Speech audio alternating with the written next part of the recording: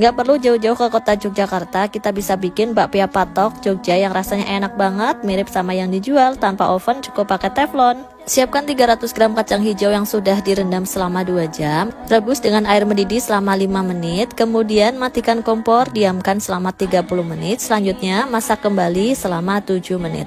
Angkat kacang hijau yang sudah empuk, masukkan kacang hijau ke dalam blender atau chopper, haluskan. Setelah kacang hijau halus, pindahkan kacang hijau ke dalam pan atau teflon, masukkan 150 ml santan hangat, 250 gram gula pasir, setengah sendok teh garam, 1 sendok teh pasta vanila. Masak kacang hijau sampai airnya habis dan tanak. Kemudian bagi-bagi kacang hijau menjadi 50 bagian adonan dengan berat 13-14 gram masing-masing adonan.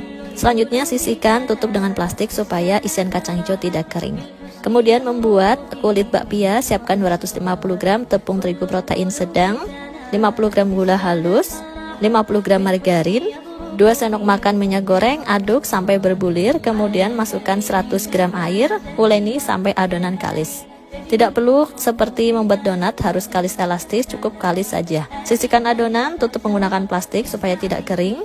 Kemudian membuat kulit B, siapkan 100 gram tepung terigu protein sedang, 75 gram margarin. Aduk semua bahan sampai tercampur merata.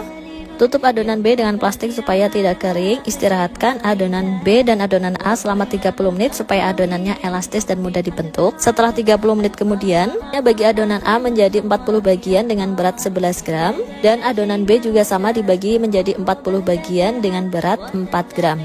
Selanjutnya ambil adonan A, kemudian pipihkan, masukkan adonan B, lalu tutup rapat adonan B. Kemudian gilas adonan. Setelah digilas, gulung adonan. Proses ini disebut proses laminasi supaya kulit bakpia nanti hasilnya berlapis-lapis. Setelah digulung, lipat kembali dan gilas adonan sampai tipis.